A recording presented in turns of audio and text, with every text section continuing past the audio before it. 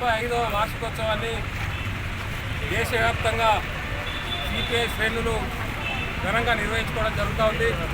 గత 95 సంవత్సరాలుగా ఈ దేశం లోపల సమసమాజ నిర్మాణం కోసము భారత కమ్యూనిస్ట్ పార్టీ ఎన్నో ఉద్యమాలను చేయడం జరిగింది.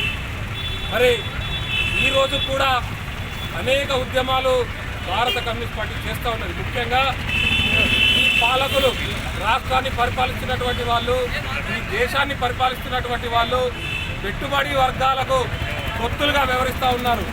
మతోన్మాదులు ఈ దేశాన్ని పరిపాలించి ఈ దేశ ప్రజలను విభజించి పాలించు అనేటువంటి ఒక లక్ష్యంతో వాళ్ళు పరిపాలిస్తూ ఉన్నారు.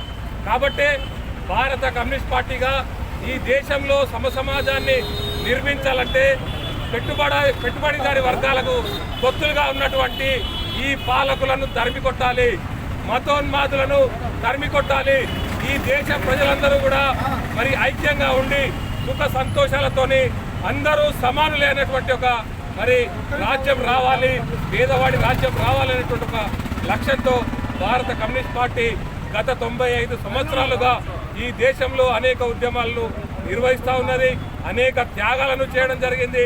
ఆ త్యాగాల స్ఫూర్తితో ఈ రోజున్నటువంటి భారత కమ్యూనిస్ట్ పార్టీ కార్యకర్తలు భవిష్యత్తులో మరిన్ని ఉద్యమాలు నిర్వహించి ఈ దేశాన్ని సమసమాజ నిర్మాణంతో ఈ దేశాన్ని పరిపాలించేటువంటి విధంగా, నిరుపేదలు రాజ్యాధికారంలోకి వచ్చేటువంటి విధంగా భారత కమ్యూనిస్ట్ పార్టీ భవిష్యత్తులో పోరాటాలు చేస్తుందని ఈ సందర్భంగా 95వ వార్షికోత్సవాల సందర్భంగా తెలియడం జరుగుతుంది.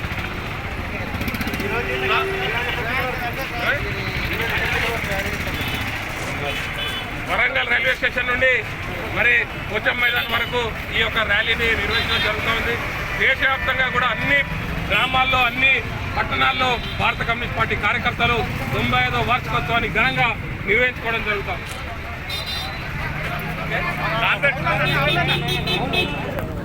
జిల్లా కార్యవర్గం వరకే ముందట్టు ఉండదు, మిగతా మొత్తం జెండా పట్టుకోవాలి. జిల్లా కార్యవర్గం వరకే ఉండాలి.